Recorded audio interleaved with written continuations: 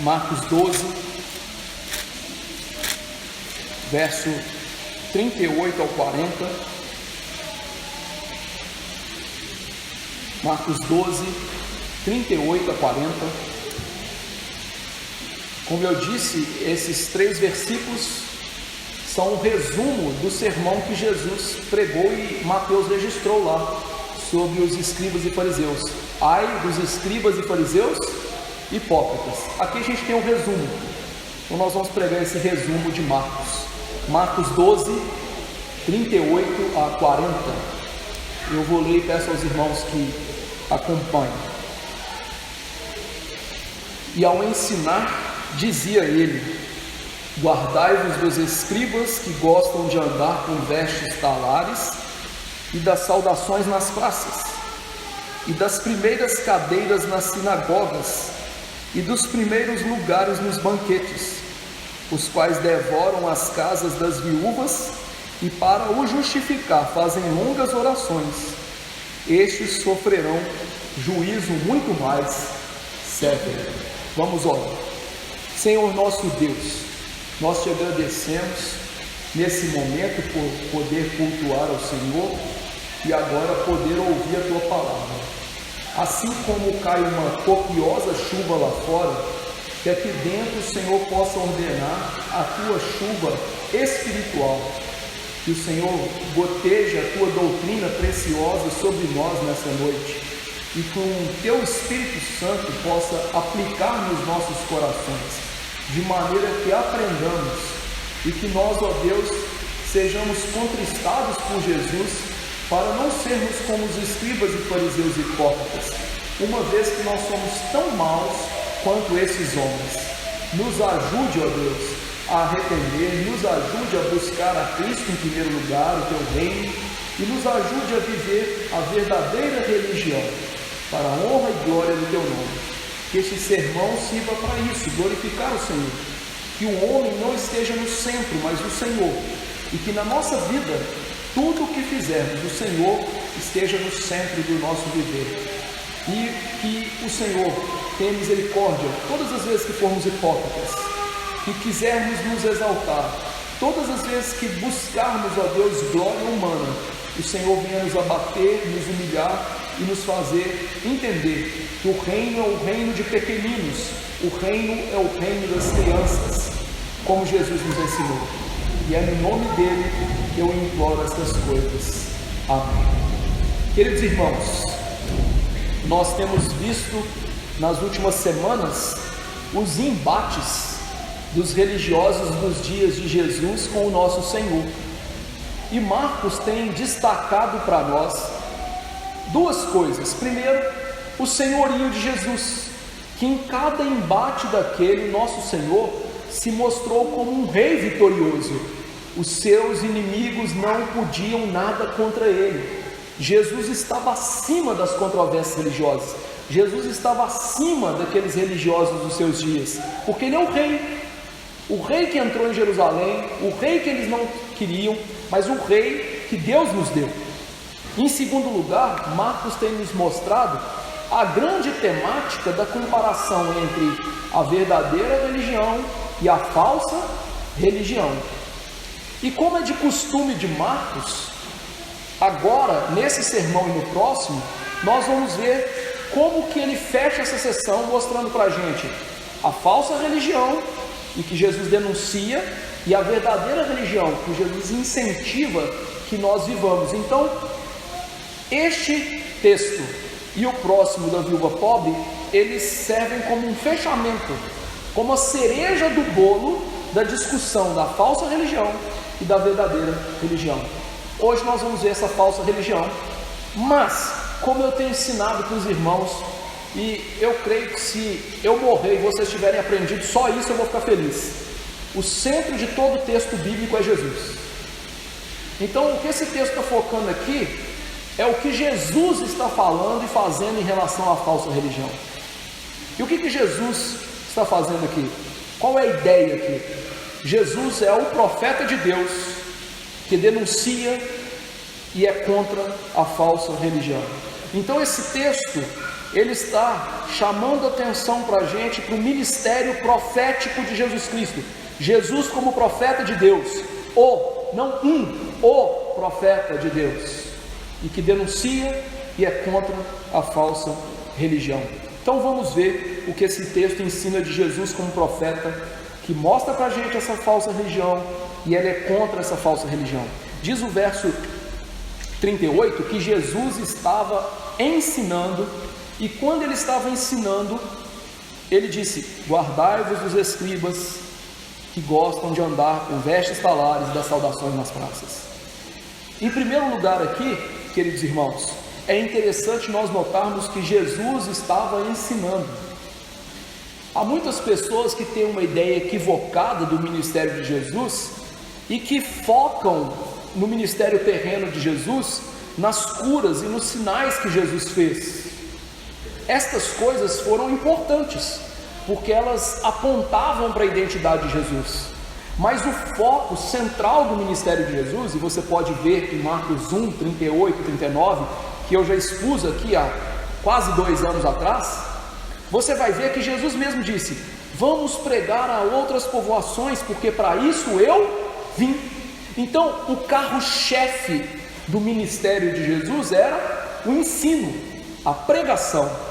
E aqui você tem que entender que nós estamos na última semana de vida de Jesus, nós estamos nos últimos momentos antes dele morrer e ser crucificado, e este sermão agora no templo que ele vai pregar, e que Marcos aqui não registra e Mateus registra, é o último sermão dele no templo.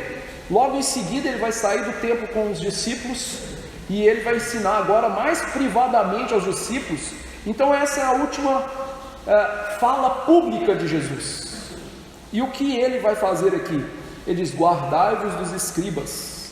Esses homens, eles eram os doutores da lei, e eles eram tidos, meus irmãos, em grande estima pelo povo daquele dia. Eles estavam acima dos demais, e eles tinham uma missão que era muito nobre.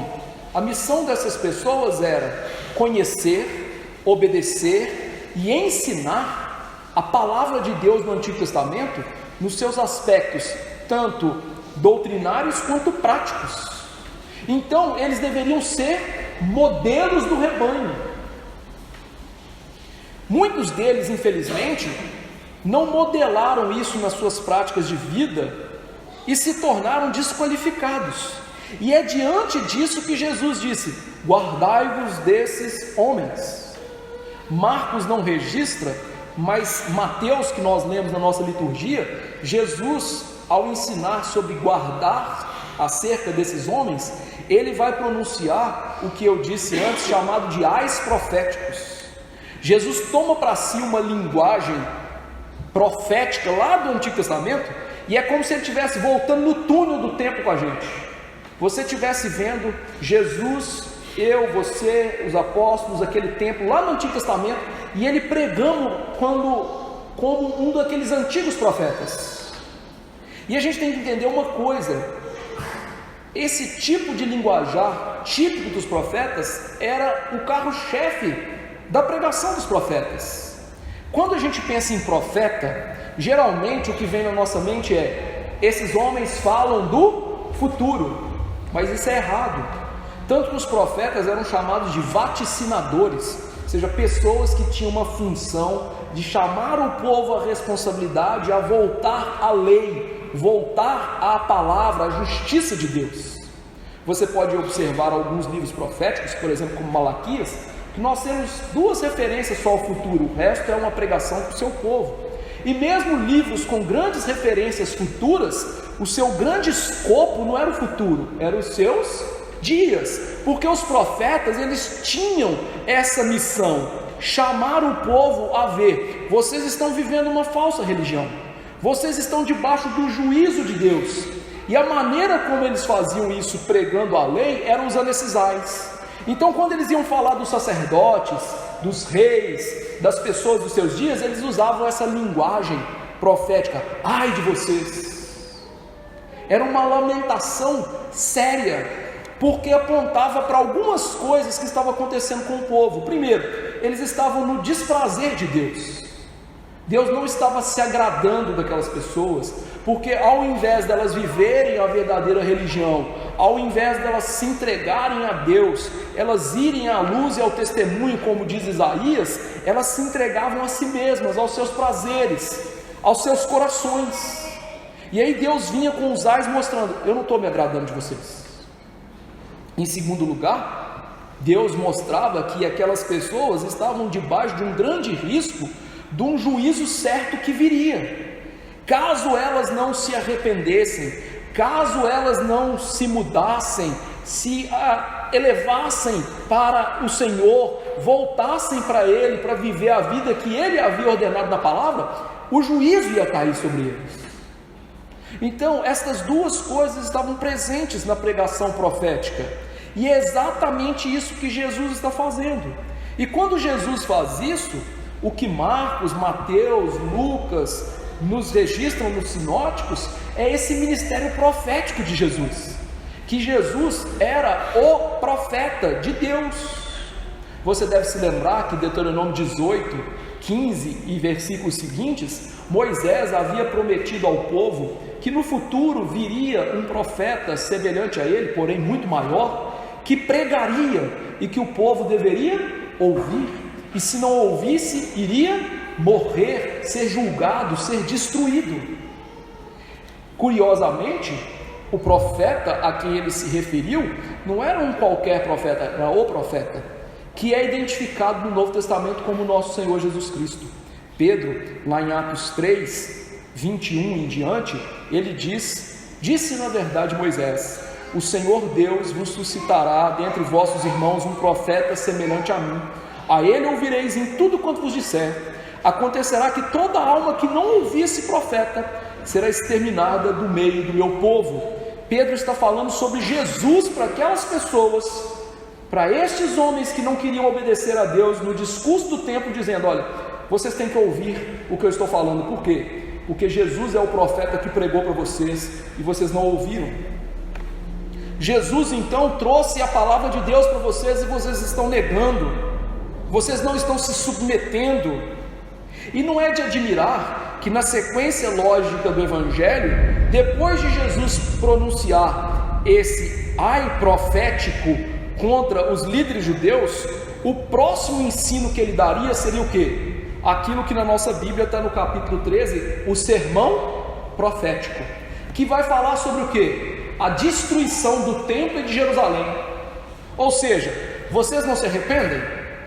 Vocês não querem mudar de vida? Depois do ai vem o quê? O juízo. E o juízo vai vir. E de fato, no juízo veio. Jesus pregou que no ano 70 haveria destruição do templo, haveria destruição de Jerusalém, e é exatamente isso que aconteceu, mostrando o quê? O ministério profético de Jesus estava ali em pauta, mostrando aqueles homens: arrependam-se, o juízo está vindo. Agora, o ministério profético de Jesus é só de condenação? Não. Os nossos símbolos de fé de Westminster, quando vão tratar do ministério profético de Jesus, diz que esse ministério, para nós que somos crentes, ele anuncia tudo aquilo que nós precisamos para a salvação, que é fé, arrependimento e crer em Cristo como o único e suficiente Salvador. Então eu pergunto: Jesus hoje continua com o seu ministério profético? Sim. Hoje você está ouvindo Jesus pregar do céu para você. Quando Jesus fala conosco pelas Escrituras, nós estamos ouvindo a palavra profética de Jesus, seja ela para juízo ou seja para nossa salvação, seja Ele chamando você a arrepender, ou seja Ele mostrando que você já tem fé e arrependimento e você precisa crescer na graça. Então, queridos irmãos, sempre que você ler a sua Bíblia, sempre quando você minuciosamente estudar as Escrituras, sempre que você ouvir um sermão que é bíblico e cristocêntrico, você estará debaixo do ministério profético de Jesus. E Jesus aqui faz como os profetas da antiguidade, mostrando o seguinte: olha, tenham cautela, voltem-se para a verdadeira religião. Por isso ele diz: acautelai-vos desses homens.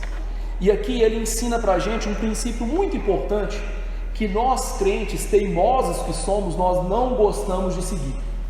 Como que nós crentes somos teimosos? Sabe qual princípio é esse? Que nós devemos evitar falsos religiosos. Paulo disse, em 2 outros textos que eu vou ler aqui, esta verdade que Jesus está ensinando. Ele diz: cuidado com os escribas e fariseus. Olha o que Paulo disse, em Tito 3, 10 e 11, Paulo diz: evita o homem faccioso, depois de admoestá-lo primeira e segunda vez, pois sabes que tal pessoa está pervertida e vive pecando e por si mesmo está condenada. Ele não está falando de ímpios, ele está falando de gente dentro da igreja que você fala assim: meu irmão, você está vivendo esse pecado, não arrepende. Meu irmão, você está vivendo esse pecado, não te arrepende. Ele fala o quê? Evita essa pessoa. Não sou eu que estou falando, é Paulo que está falando. E se você não foi convencido ainda, escute o segundo texto. Já em carta vos escrevi que não vos associeis com os impuros. Refiro-me com isto não propriamente aos impuros do mundo, ou aos avarentos, ou aos roubadores, ou idólatras, pois neste caso teríeis de sair do mundo. Mas agora vos escrevo que não vos associeis com alguém que, dizendo-se irmão, for impuro, ou avarento, ou idólatra, ou maldizente, ou beberrão, ou roubador. Com esse tal nem ainda comais. 1 Coríntios 5, 9 a 11. Esses 2 textos que eu li de Paulo, juntos com o que Jesus disse, ensinam para nós esse princípio. Nós devemos ficar distantes de falsos religiosos. Paulo diz aqui para a gente evitar de comer com eles. E é interessante porque a cultura deles era bem diferente da nossa. Nós, como mineiros, a gente é muito receptivo, às vezes até com gente que a gente nem conhece. Uma vez eu fui fazer uma excursão no leste de Minas, eu fui subir o Pico da Bandeira e o Pico do Cristal, terceiro e quarto maiores picos do Brasil. E aí eu fui com um presbítero da nossa igreja que conhecia muita gente, já tinha morado lá. E uma tarde a gente saiu para visitar pessoas. Meu amigo, eu quase que não subi o pico, eu devia ter saído rolando. Por quê? Vem cá, filho, toma um café. Aí toma um café, come uma broa. Vai na casa do outro, o cara nunca me viu, vem cá, toma um café, come uma broa. A gente mineiro é assim, não é? Eles não eram assim. Comer significava o quê? Intimidade, honra, respeito. E Paulo então está dizendo assim, ó, você não deve nem ter esse tipo de intimidade, respeito, no sentido de ficar junto com essas pessoas, proximidade. E aí Jesus então mostra, evite esses falsos religiosos. Por que motivos? Primeiro, eles não são confiáveis. Se você tem uma pessoa que você vê que ela não vive o evangelho falando que vive, essa pessoa é mentirosa. Ela ama mentira. Ela, por natureza, ela não vive a verdade do evangelho, apesar de professá-la. Então, se ela ama mentira, Jesus falou lá em João 8,44, essa pessoa é filho do diabo. Em segundo lugar, essas pessoas elas vão querer nos enredar para a falsa religião delas, dizendo que a nossa religião é esdrúxula, é muito restrita, que a gente é gentinha, de mente fechada. Então o que eles vão querer fazer? Nos convencer que a nossa dureza, entre aspas, ou o nosso rigor religioso é uma loucura, que nós não precisamos disso. Lembre-se que lá em Mateus 5, a partir do verso 17 em diante, Jesus chega à conclusão o seguinte: se a justiça de vocês não exceder em muita dos escribas e fariseus, vocês jamais vão entrar no reino de Deus. Mostrando que a religião é algo rigoroso de verdade. Pedro disse para a gente desenvolver nossa salvação, ele diz, com toda a vossa diligência, com toda a nossa força, com todo o nosso rigor. Então esses homens, eles devem ser evitados por causa disso, porque eles vão nos enredar, nos enganar, nos engodar, e o nosso coração é enganoso. Agora, como são essas pessoas? Jesus, depois de mostrar que ele é um profeta que está denunciando essas pessoas, que nós devemos evitá-las, como são essas pessoas? Primeiro, gostam de vestes talares. Os fariseus e escribas, eles tinham um tipo de veste especial de linho, coisa muito bonita, que dava distinção a eles, mostrando que eles eram de fato pessoas nobres, pessoas que exerciam uma função nobre.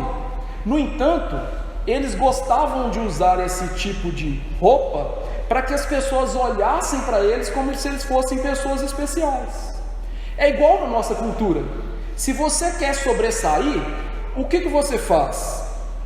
Gasta uma fortuna com roupa e necessariamente as pessoas vão olhar para você e falar assim: nossa, não é? Se você vê uma pessoa no shopping, né, mesmo que seja um engravatado, e ele passa lá com o terninho dele, né, roxado daquele jeito, né, Dolce & Gabbana, você vai olhar e falar assim: rapaz, esse cara é o máximo. Um terno desse custa quantos mil dólares? Não estou falando reais, dólares. Nossa cultura vive assim. As pessoas querem ser louvadas, e elas querem ser louvadas chamando atenção, como se dizendo: sou especial, através da roupa. Então quer dizer que a gente não pode usar roupa boa? Não. Por isso que um puritano do século XVII, esse homem foi muito sábio, eu fiz questão de trazer a fala dele. Ele diz assim: andar com vestimentas boas não é pecado, mas o nosso amor por elas é pecado. Orgulhar-se delas é pecado, valorizar-se por elas e exigir respeito é pecado, porque tudo isso é um produto do orgulho. Por que você acha que um pobre que não tem dinheiro para comprar um Armani vai lá no camelô e compra Armani jeans? Porque ele é orgulhoso, meu amigo. Ele não está afim de usar lojão McDel. Ele está querendo mostrar que ele tem alguma coisa, só que ele não tem nada. Jesus está falando aqui exatamente sobre esse tipo de coisa, da gente querer transparecer pela nossa vestimenta que nós somos algo que nós não somos. E veja, hoje as pessoas não estão indo nem lá no falsificado mais, né? Elas estão comprando roupas de marcas a perder de vista, endividando-se para quê? Para aparecer para os outros. Tudo por causa de orgulho, para chamar atenção. Isso é contrário ao espírito da lei de Cristo. Meus irmãos, lembre-se, Jesus era pobre. Jesus usava roupas de pobre. Ele era um carpinteiro, um marceneiro, era alguém que trabalhava com pedras. A palavra tecton, que é traduzido por nós por carpinteiro, era alguém que trabalhava pesado e que ganhava pouco. O nosso Senhor Jesus nunca vestiu uma roupinha de marca, e nos ensina a sermos módicos, ensina que a gente não precisa de coisa cara. É claro que se você trabalhar com alguma coisa que você exija ter algo caro, você pode ter. Imagina que você seja um designer gráfico, você precisa de um computador que vale 10, 15 mil, mas isso é uma ferramenta de trabalho, isso não é para você aparecer. Não é isso, a questão é a gente fazer uma imagem para as pessoas daquilo que a gente não é, através das roupas, através do vestuário dispendioso, para se mostrar. Essa é a cultura muito comum do hoje, do ter ao invés do ser. Cultura que infelizmente está impregnando a igreja. Eu sei, nós devemos nos vestir bem para vir na igreja, nós devemos nos arrumar e colocar a melhor roupinha que a gente tiver para vir na igreja, porque é um momento especial na nossa vida. Eu sei disso, mas você nunca deve fazer isso pensando: a fulana vai me notar. Ou você nunca deve deixar de vir na igreja pensando assim: minha roupa não é boa o suficiente. Meu amigo, a roupa que você vai usar no céu vai ser dada por quem? Ou você acha que você vai comprar? Percebe a tolice que muitas vezes a gente vive? Não seja assim. Outra coisa que eles gostam aqui, das saudações nas praças. A palavra saudação aqui, eu sei que ela pode ser usada para algo fraterno e amigável, mas nesse contexto não é. A palavra aqui tem uma conotação formidável de pessoas que querem ser saudadas como outras superiores.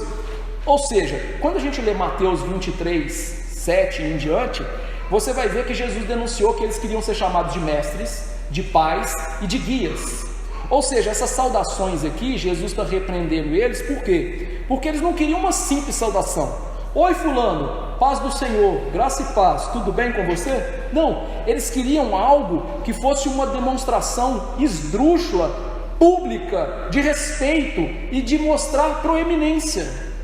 Eles estavam literalmente exigindo pessoas uma saudação com pronomes e títulos de tratamento para mostrar que eles eram especiais da sociedade. Por isso eles queriam ser chamados de mestres e pais, que naquela cultura indicava pessoas importantes. E veja, eu não estou tratando aqui do cumprimento do 5º mandamento, não é isso. Eu estou dizendo aqui que eles queriam fazer isso por aparecer, por se destacar no meio da multidão. Deixa eu ilustrar num contexto de hoje. Imagine que nós estejamos num shopping, né, cheio de gente, e eu ensino para vocês, ó meus irmãos, quando eu estiver no shopping, você me vir lá, você ajoelha e fala assim: ô papai, bom demais você.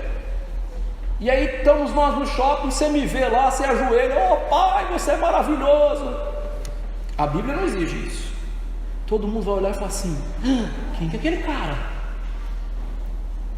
Além de pensar que é doideira, né, na nossa cultura hoje, mas quem que é aquela pessoa? Ela tem que ser importante. E é exatamente isso aqui que Jesus está denunciando, que os falsos mestres daquele dia, com a sua falsa religião, eles queriam ser notados como pessoas importantes. Ah, pastor, então eu percebo que isso é muito comum na igreja, as pessoas querem ser notadas como pessoas importantes na igreja. Sim, porque, veja, Jesus nunca obrigou ninguém a fazer isso com ele. Jesus é o mestre, Jesus é Deus, Jesus é o filho de Davi, Jesus é o filho do homem, e Jesus nunca obrigou ninguém a ficar chamando assim. Você já percebeu isso? Pelo contrário, quando Jesus fazia algo notório, ele dizia para as pessoas: não contem para ninguém, abafem o caso, né? Deixa isso quietinho. Por quê? Jesus não queria publicidade, ele queria mostrar o quê? Que ele é um rei humilde, incentivando nós crentes a não buscar essa honra desenfreada, esse prestígio que a sociedade tanto quer ter. E os apóstolos depois dele, pelas suas palavras, eles entenderam qual o único louvor que importa para nós crentes: o de Deus. Naquele bendito dia, quando o nosso Senhor for nos salvar, nós ouviremos: servo bom e fiel. E esse é o único louvor que interessa para nós, o único elogio que interessa para nós. Já viu como a gente gosta de elogio? Você faz algo na sua casa, e se seu marido não elogia, você fala: amém, eu fiz isso, você nem falou nada, né? O marido chega bonitão, fez barba, cortou o cabelo: não, mulher, você nem viu que eu estou cheiroso hoje, né? A gente gosta do Fausto. Por quê? Porque nós somos egocêntricos por natureza. Nós somos o centro do mundo por natureza. Então tá bom, não significa que eu não tenho que respeitar ninguém, não é isso. Nossa cultura hoje está caindo por outro extremo, de não respeitar as autoridades. E a gente deve respeitá-las. Nós não podemos tratar idosos como adolescentes. Nós não podemos tratar policiais como amiguinhos de escola. Nós não podemos tratar pastores como se fossem nada. Nós não podemos tratar professores como se não fossem nada. Nós devemos sim respeitar pessoas, mas esse é um respeito e uma honra que é dado a eles pela posição que Deus lhes deu. Mas isso nunca deve ser forçado. Nós devemos lutar contra essa ideia ilusória e indevida de a gente usar a autoridade para ser grande. E a palavra de Deus é muito clara. O que a gente tem que fazer mesmo nesse mundo é, em vez de procurar a honra e a glória desse mundo, é nos humilharmos diante de Deus. 1 Pedro 3, versos 5, ou capítulo 5, versos 5b e 6 diz: porque Deus resiste aos soberbos, contudo aos humildes concede graça. Humilhai-vos, portanto, sob a poderosa mão de Deus, para que Ele, em tempo oportuno, vos exalte. Quem vai nos exaltar em tempo oportuno, do jeito que Ele quiser, é Deus. Não seja um fariseu hipócrita, que quer aparecer e quer glória própria. Verso 39, eles gostam das primeiras cadeiras nas sinagogas e dos primeiros lugares nos banquetes. As primeiras cadeiras nas sinagogas, o que é isso? As sinagogas não são, ou não eram, e não são hoje como as igrejas dos nossos dias. As igrejas nossas são geralmente quadradas ou retangulares, algumas têm outros formatos, mas nas nossas igrejas nós não temos cadeiras especiais. Eu sei que vocês estão vendo essas cadeiras chamadas de presbitério, que devem ser usadas pelos presbíteros nos dias da Santa Ceia, junto com os pastores, para servir os irmãos, e assim nós nos distinguimos, mas elas não são cadeiras especiais. Nas sinagogas, o formato era diferente, e o formato indicava honra e respeito. Vocês já viram aqueles filmes americanos, em que geralmente a pessoa está no centro, né, o professor está no centro, e as pessoas estão ou em meia lua, ou num círculo perfeito, e ele está ali, e há pessoas que sentam próximos deles? As sinagogas eram assim, e a pessoa que ia ler e orar ficava ali num tabladinho, ou seja, numa plataforma, e ali tinha uma arca com os pergaminhos que iam ser lidos e explicados, porque ninguém tinha Bíblia igual você tem, não. Os pergaminhos eram muito caros, e você ter um daquele em casa significava que você era muito rico. Então eles ficavam na sinagoga, porque eram caros, e eles ficavam ali para melhor preservação. Então, havia ali o lugar de destaque, que eram as pessoas que estavam bem perto de quem ia ler e orar e explicar. Esse lugar, ele era tipo uma dupla honra, porque você ia ver todo mundo que está na sinagoga, e todo mundo ia ter os olhos em você. Então era um lugar de honra, de destaque. Deixa eu esclarecer uma coisa aqui. Então sentar-se na sinagoga à frente era um lugar de pessoa que buscava proeminência, honra, destaque. Deixa eu fazer um parêntese. Essa ideia aqui ela é parentética no sermão, para eu explicar uma coisa muito importante para vocês. Jesus não está condenando, por exemplo, o Luciano e a Flávia estão sentando aqui na frente. Não é isso. Na igreja reformada isso não significa honra. Na verdade, na igreja reformada, nós deveríamos ter uma boa postura de deixar que os papais e as mamães com crianças pequenas se assentassem ao fundo, e nós que temos filhos grandes, que já somos adultos, nos assentemos à frente. Por quê? As crianças devem participar do culto. Nós já aprendemos isso aqui em Marcos. Não existe salinha, não existe culto infantil. Isso, meu amigo, é profanação, isso é coisa do diabo. É só você pegar os livros reformados que falam sobre isso, que eles vão condenar isso. E nós deveríamos deixar o fundo da igreja para quem? Para os papais e mamães, porque eles precisam sair, precisam de mamar, precisam de cuidar do menino, né? E aí, veja só, quem está sentando na frente também, não deveria ficar olhando para trás, como se diz assim, você está fazendo barulho, hein? Pergunto, por que você não vai lá ajudar? Em vez de ficar olhando para trás. Deixa de ser picareta. Outro dia, nós tínhamos 3 irmãs ali atrás, lutando para segurar os meninos, um monte de mulher aqui na frente, tudo olhando, e passando, e no banheiro, voltando, e nem para oferecer ajuda. Isso não é cristianismo, cara. Vai tomar vergonha na cara. E deixa elas assentarem lá no fundo, não incomoda, porque é assim que elas vão aprender a cultuar a Deus e ouvir a palavra.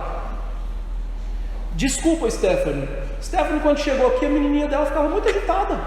Hoje já aprendeu. Por quê? Participa do culto, aprende. Helena está ali participando do culto, quietinha, aprende. Lala, Henrique não ficavam parados, participam do culto, aprende. Não precisa de trazer um negócio do diabo para você encher os meninos de bobagem. É só ter bom senso.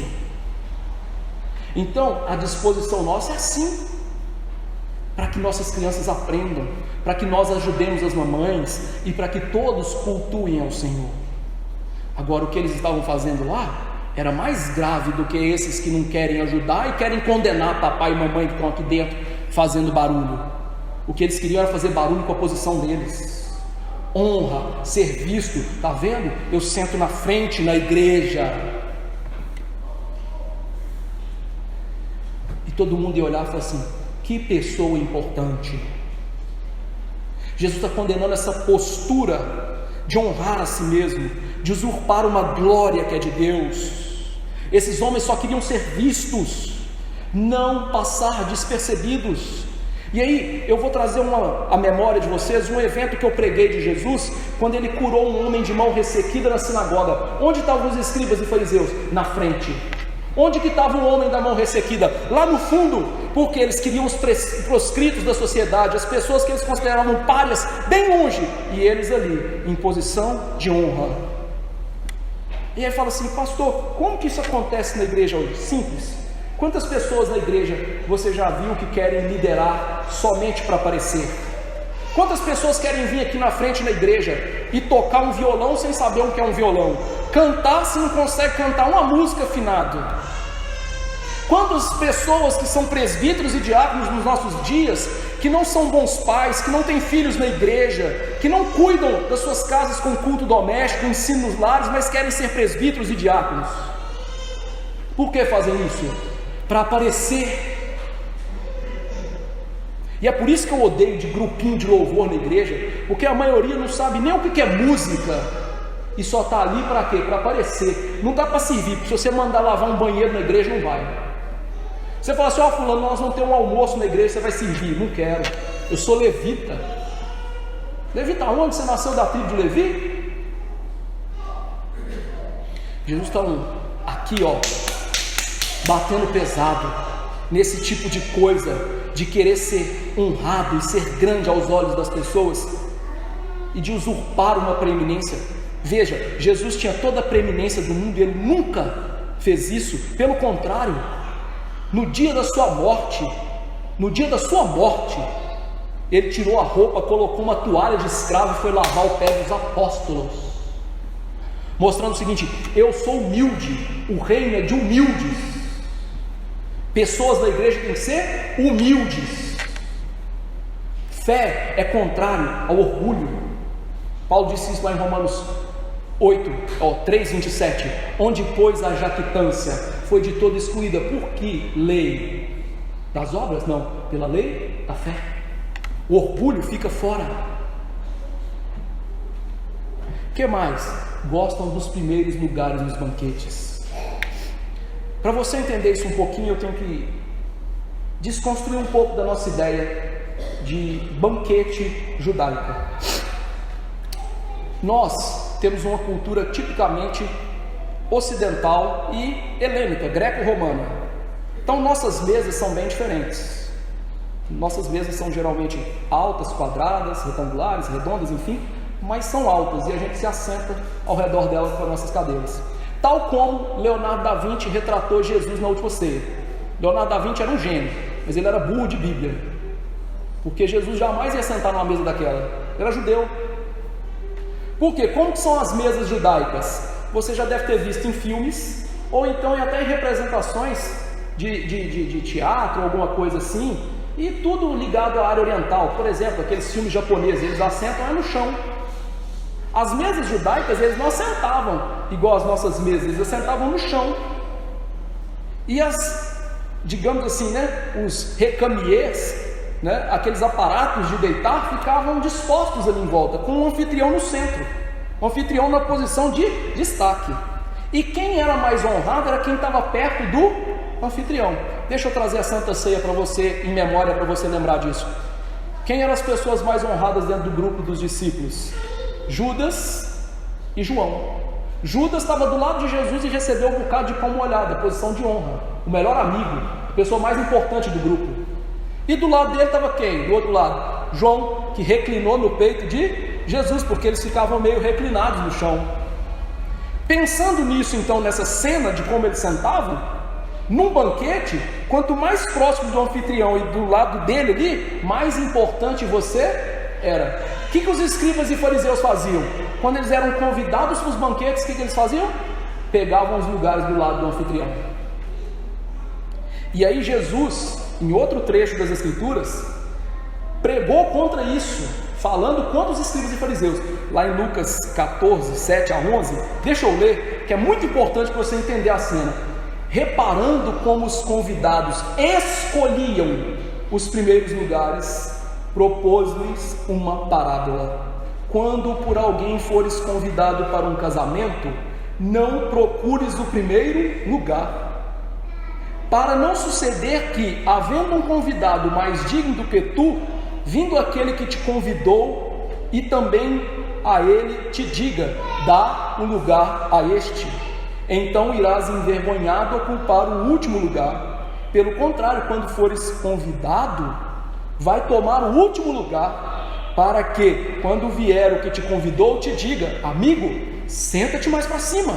Ser-te-á isso uma honra diante de todos os mais convivas, pois todo o que se exalta será humilhado, e o que se humilha será exaltado. Jesus está criticando essa atitude bem antes desse sermão dos ais, mostrando que, por que eles queriam os primeiros lugares nos banquetes?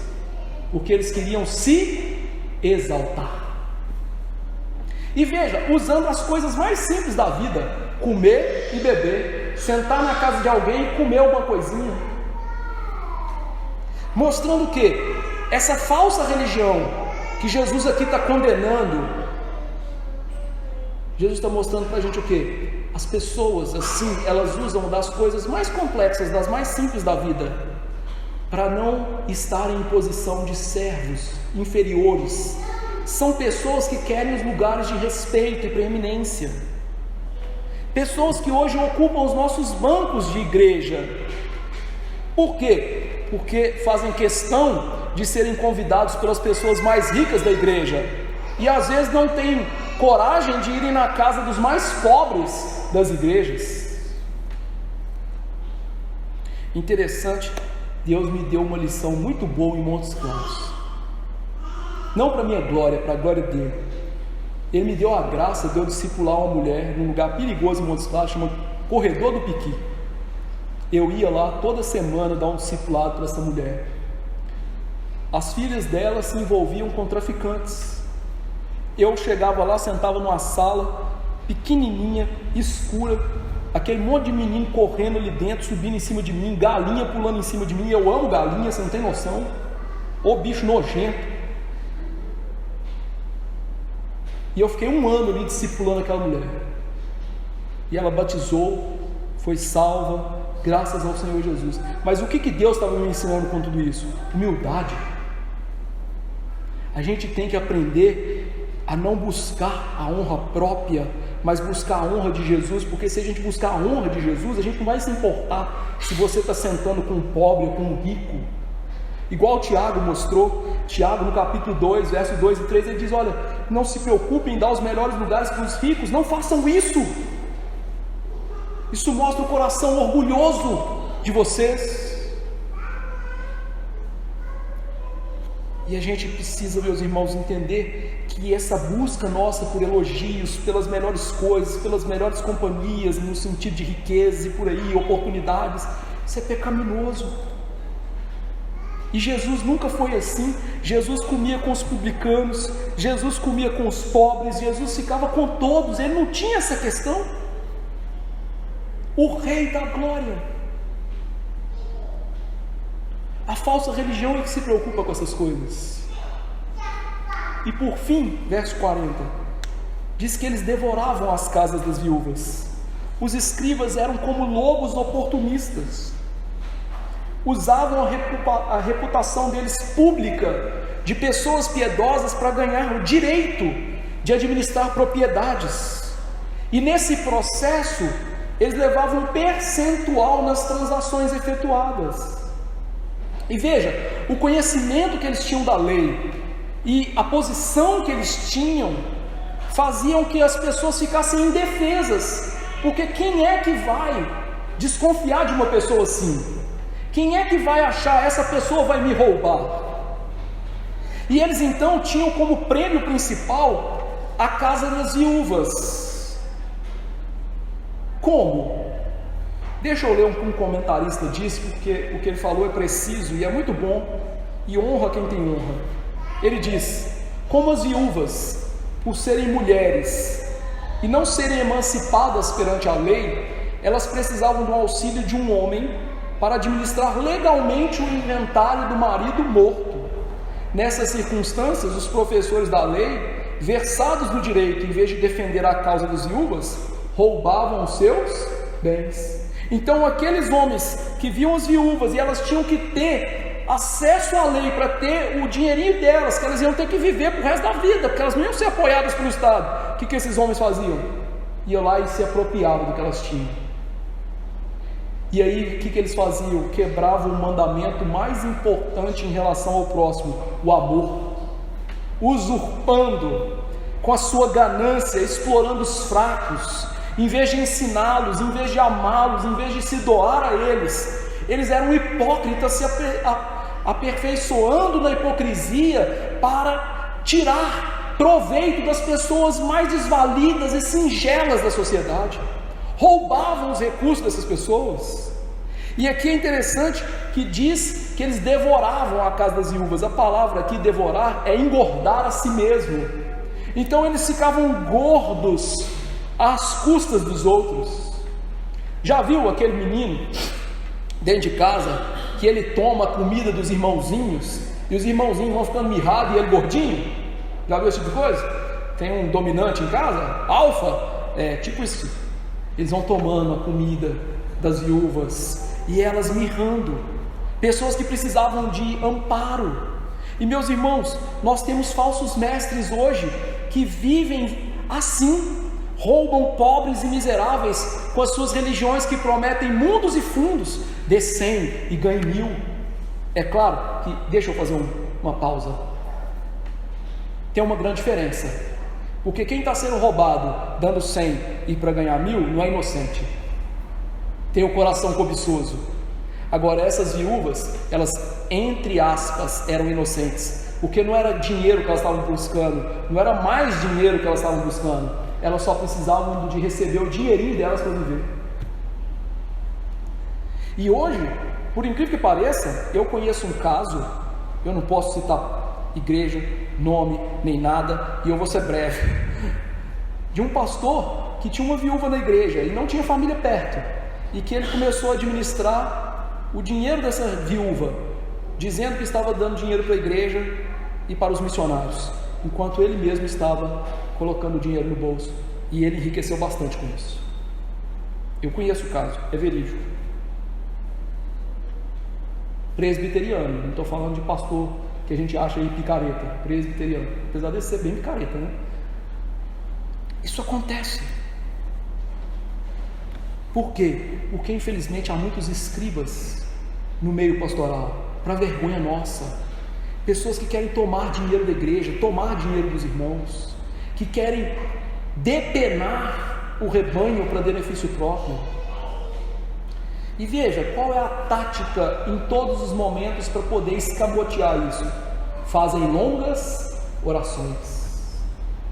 Essas longas orações, elas estão em conexão direta e lógica aqui com a ideia de que devoravam as casas das viúvas, e para se justificar, eles fazem longas orações. A ideia aqui então o quê? Que essas orações, elas chamavam a atenção para a grandeza dos escribas, para a bondade dos escribas, e para mostrar que eles não eram como os outros, eles eram melhores. Nós temos até uma oração que foi contada por Jesus e registrada por Lucas, que fala isso. Diz lá em Lucas 18, 11 e 12, o fariseu, posto em pé, orava de si para si mesmo, dessa forma: ó Deus, graças te dou.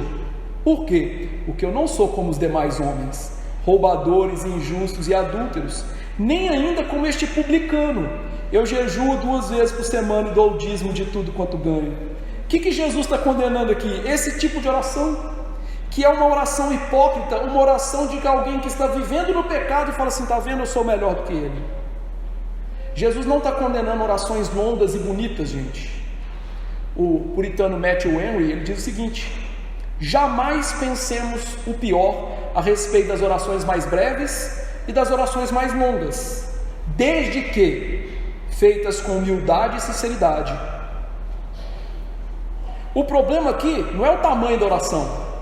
Há momentos que a gente tem que orar de maneira mais longa, há momentos que nós vamos orar de maneira mais breve, há momentos que nós vamos orar nossas orações com mais floreio, porque a gente está no culto público. Há momentos que a gente vai ser mais singelo, e falar de maneira mais infantil, porque a gente está na nossa casa. O problema então não é o tamanho da oração ou a beleza da oração. O problema é a hipocrisia por trás dessa oração, porque ela é feita para esconder pecados. Elas eram feitas honrando a eles mesmos e ainda orando pelas viúvas.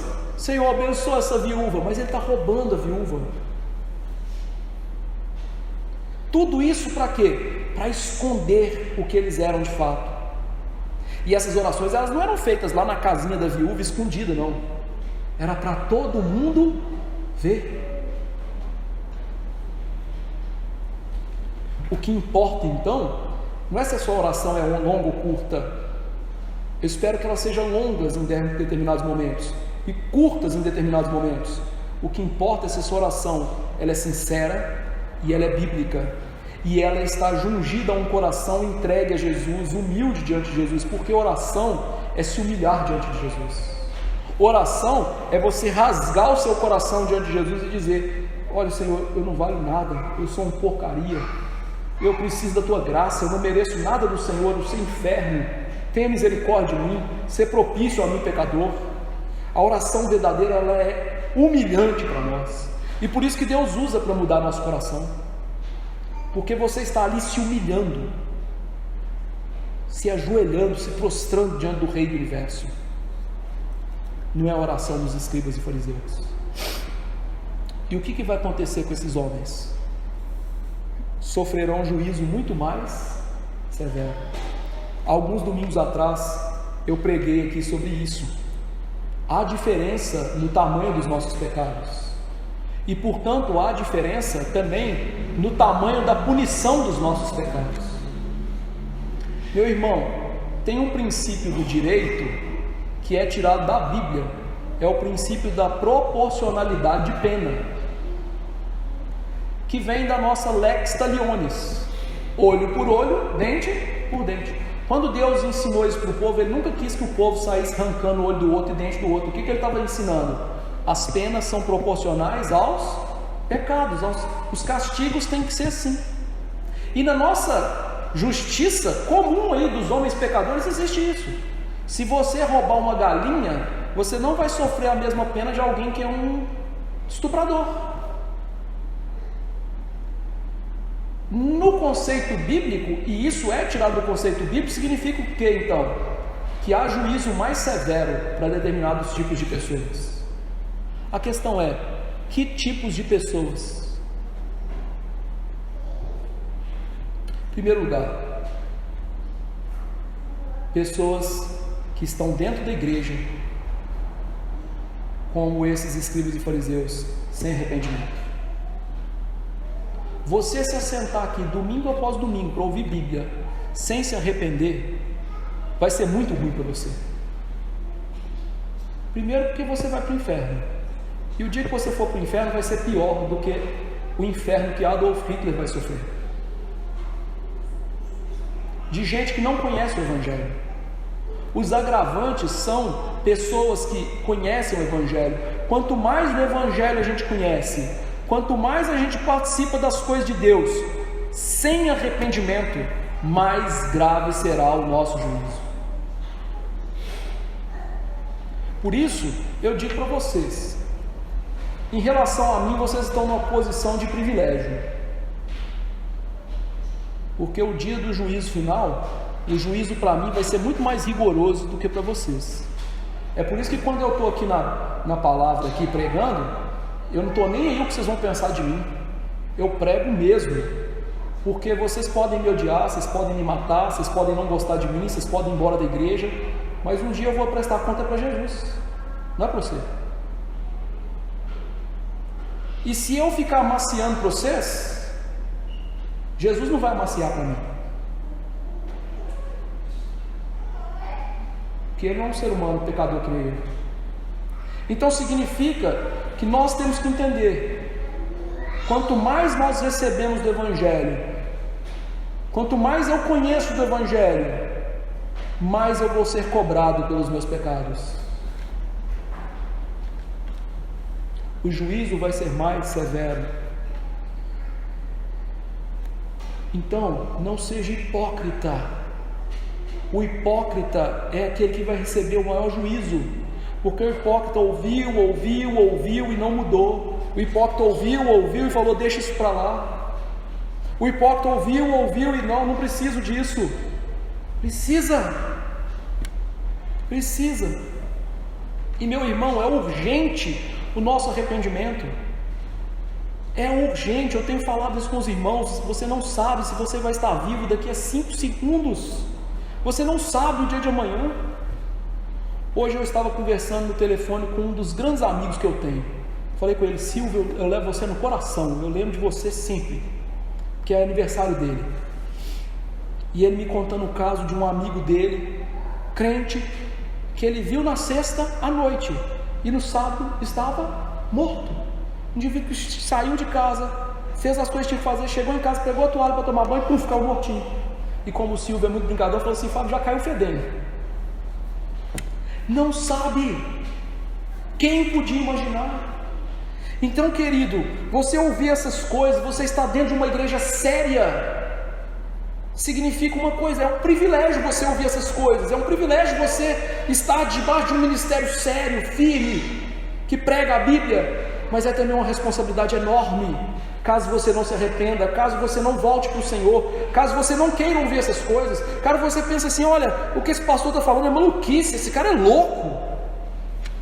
Mas um dia você vai dar conta para Jesus.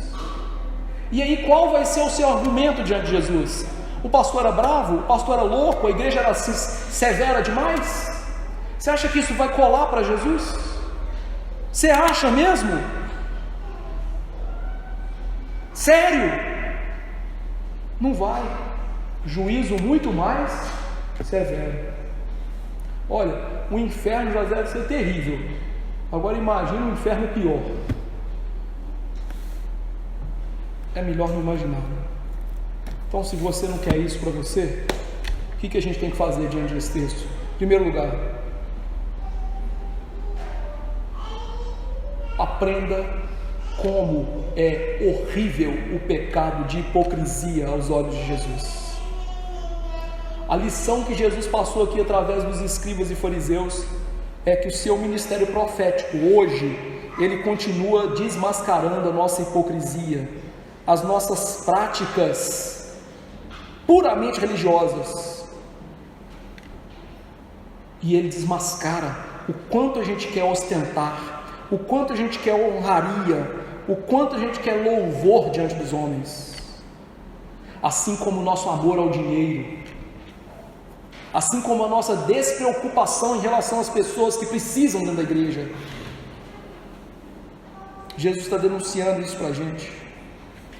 E o propósito de Jesus, com essa declaração e falar que o juízo é mais severo, é: arrependa-se, mude, peça a Deus para transformar seu coração. Em segundo lugar, de todos os pecados os quais os homens podem cair, nenhum parece tão excessivamente pecaminoso quanto esse falso amor a Deus através de uma falsa profissão religiosa, hipócrita. Em todo o tempo na Bíblia, quais são as palavras mais duras, entre aspas, você ouviu de Jesus? Foram essas: ai de vocês, hipócritas, vocês são filhos do diabo, vocês são da serpente, vocês são maus, vocês enganam pessoas. E aonde você ouve falar isso? Aqui, mostrando para a gente o que? Já é suficientemente ruim a gente ser tomado pelo pecado, mas é pior ainda esconder isso e fingir religiosidade, enquanto nós estamos servindo o mundo, enquanto nós estamos servindo a nós mesmos. Cuidado para não cair nesse pecado abominável. E nós que somos presbiterianos temos que tomar ainda mais cuidado, porque a gente arroga para si um sistema de doutrina muito bom, um sistema de ensino muito bom, que nós somos melhores. Sério? Sim, nossa doutrina é excelentíssima, Nosso ensino é muito bom, mas a gente não é melhor do que ninguém. Cuidado. Em terceiro lugar, em tudo então que você fizer no campo religioso, seja honesto, seja real, seja franco, seja sincero, porque você não consegue enganar um Deus que tudo vê. Você pode iludir pobres e míopes pecadores como eu, e eu posso iludir vocês também, com uma conversinha de religiosidade, com alguns jargões teológicos e com uma devoção fingida. Porém, Deus não se deixa zombar, e Deus conhece as intenções do nosso coração. Seus olhos perscrutam aquilo que nenhuma lente humana, nenhum olho humano pode fazer, e Ele penetra além do verniz e da tinta, do falso brilho de um coração moralmente apodrecido. E saiba, o dia do julgamento vai chegar, e Jó disse uma coisa muito bonita: o júbilo dos perversos é breve, e a alegria dos ímpios momentânea. Jó capítulo 20, verso 5. Porque o fim daqueles que vivem assim é desprezo e vergonha. Quarta aplicação. Uma coisa que não pode ser esquecida aqui em conexão com a hipocrisia é que nós não devemos nos enganar, porque o hipócrita, ele é um mestre de enganar a si mesmo. Eu sei que a gente já nasce PhD em enganar a si mesmo, né? Pega um menino, ele vai falar que ele é o mais rápido da sala dele. Ele pode ser a tartaruga da sala, mas ele é o mais rápido. Ele pode pular uma gilete, e ele vai falar que ele pula mais que todo mundo. Nós somos mestres em enganar a nós mesmos. E essa profissão religiosa hipócrita é uma ilusão bastante comum no meio religioso, a qual nós devemos nos precaver. E isso leva o cristianismo ao opróbrio, porque as pessoas olham para a hipocrisia dessas pessoas hipócritas que estão aí e pensam: isso é cristianismo. Quantas pessoas que ao ouvirem que você é evangélico já pensaram em igrejas malucas que estão vendendo balão com ar purificado por aí e outra coisa? Mas outra coisa que a gente tem que aprender aqui é o seguinte: já que existe uma falsa profissão religiosa, em quinto lugar, isso não significa que nós não devemos levar por outro extremo e falar assim: então não vamos professar nenhuma religião verdadeira. Tem gente falando isso: Jesus não pregou igreja, Jesus não pregou religião. Pô, gente, eu não sei que Bíblia que esse povo está lendo, porque Jesus disse que Ele ama a igreja, e que a gente tem que fazer parte da igreja, e que Ele pregou a verdadeira religião, que é o cristianismo bíblico. Eu não sei que tipo de Bíblia que esse povo está lendo, ou o que eles estão tomando para ler a Bíblia, desculpa, deve ser ayahuasca, porque isso não é bíblico. Jesus sim pregou uma verdadeira igreja, e Jesus até ensinou a purificar essa igreja por meio da disciplina. Para quê? Para que nós confessemos Deus diante dos homens e dos anjos. Nós não podemos esconder o verdadeiro cristianismo no paletó. A gente tem que professar o verdadeiro cristianismo, porque é através da profissão do verdadeiro cristianismo que o mundo vai ver: existe uma moeda verdadeira, assim como existe uma falsa. Existe uma verdadeira igreja, como existe uma falsa igreja. E a gente precisa disso. E a gente precisa se manter distante daquelas que são falsas e impróprias, porque tem que ter diferença, e a unidade não pode lesar a verdade. E aqui eu insisto nisso. O mundo hoje tem falado: a gente tem que se unir, os crentes têm que se unir. Eu vou me unir a um indivíduo que fala que é crente, que fala que Jesus não é Deus? Como é que eu vou unir uma pessoa dessa? Tem como? Então eu tenho que professar a verdadeira religião para mostrar: existe uma falsa. E aí, em quinto lugar, o que eu faço ao professar a verdadeira religião? e você também tem que fazer, a gente tem que adornar ela com a nossa vida decidida em seguir Jesus, em amar a Jesus e amar ao próximo, e mostrar uma prática de verdadeira religião, seguindo as Escrituras. Então eu preciso professar e adornar a verdadeira profissão.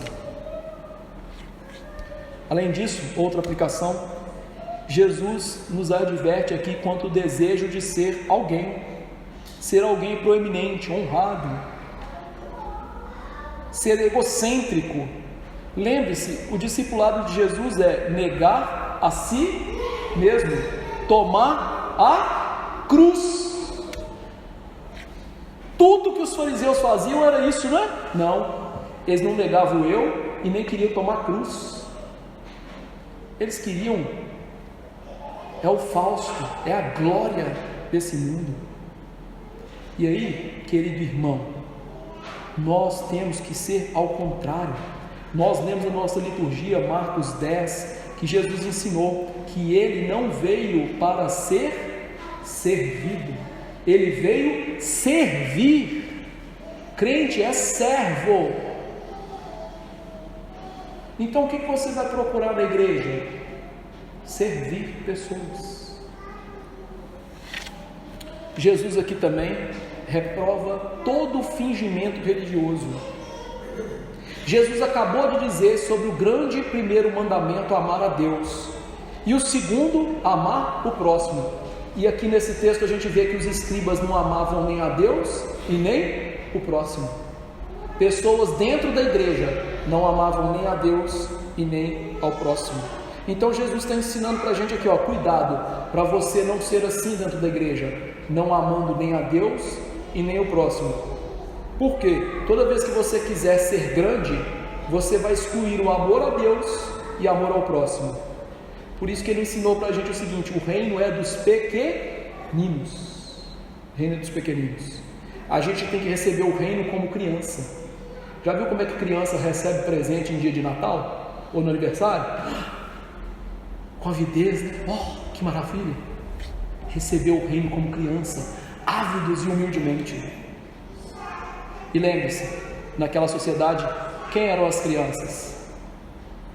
As desprezadas. Receber o reino de verdade, viver o reino de verdade, vai levar ao desprezo dos homens. Glória a Deus por isso. Oitava aplicação. Jesus condena o uso da religião para proveito próprio. Significa o quê? A religião, ela é uma grande fonte de lucro, mas não para o lucro financeiro e o lucro desse mundo. Quem está procurando religião para ficar rico, ou para ser curado, ou para um filho passar no vestibular, ou para qualquer coisa desse mundo, está no lugar errado. O que a gente tem que procurar na igreja é Jesus. O que a gente tem que procurar na igreja é a salvação das nossas almas. Não é ficar rico, não é deixar de ser doente. Querido irmão, talvez você não conheça muito da história da igreja, mas eu te garanto, grandes pregadores na história da igreja morreram pobres e foram homens extremamente doentes. João Calvino, grande reformador de Genebra, entre aspas, grande, os móveis da casa dele não eram dele, e sofria terríveis doenças. Charles Haddon Spurgeon, o príncipe dos pregadores, tinha gota e depressão. Às vezes o pessoal da igreja dele fazia: Spurgeon, vai dar uma volta, você já está batendo biela. Sofria horrores. Robert Murray McCheyne, escocês, morreu com 30 anos, um homem brilhante, ilustre, um dos mais inteligentes cristãos que já existiu. Paulo vivia com espinho na carne, não enxergava direito. Tem certeza que você quer buscar a grandeza do mundo? E em último lugar, cuidado com o pecado da simonia. Não é simonia não, viu? É simonia. O que é o pecado da simonia? Está lá em Atos 8, 9, 24, que nós não vamos ler aqui, mas eu vou citar. O mágico quando viu os apóstolos derramando o Espírito Santo sobre as pessoas da igreja, ele que enganava pessoas para ganhar dinheiro, e que agora estava dentro da igreja, sem ser crente, ele olhou para aquilo e falou assim: se eu tivesse isso aí, mágico, eu já estou ganhando dinheiro, imagina se eu fizer de verdade, né? Já viu esses mágicos que parece que está voando? Imagina se eles voassem de verdade. Aí ele olhou e falou assim: agora é a minha chance de ganhar dinheiro. Ou seja, pessoas que querem usar do púlpito e de proeminência religiosa para o enriquecimento pessoal.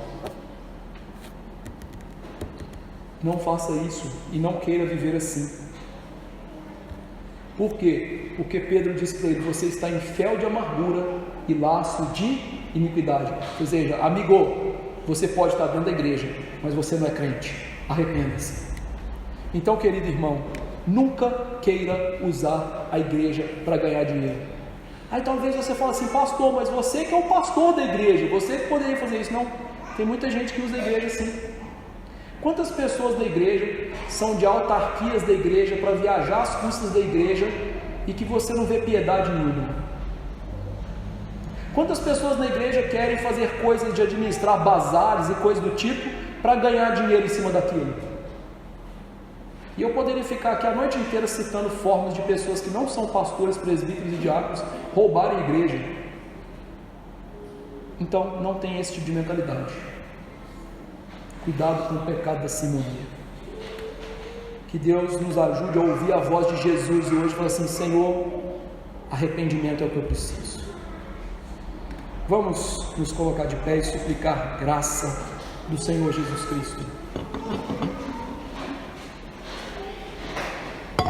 Senhor Deus, em primeiro lugar eu quero implorar perdão para nós que somos pastores, presbíteros e diáconos. Muitas vezes nós queremos ser proeminentes, queremos ser vistos, queremos, ó Deus, usar disso para vantagem própria.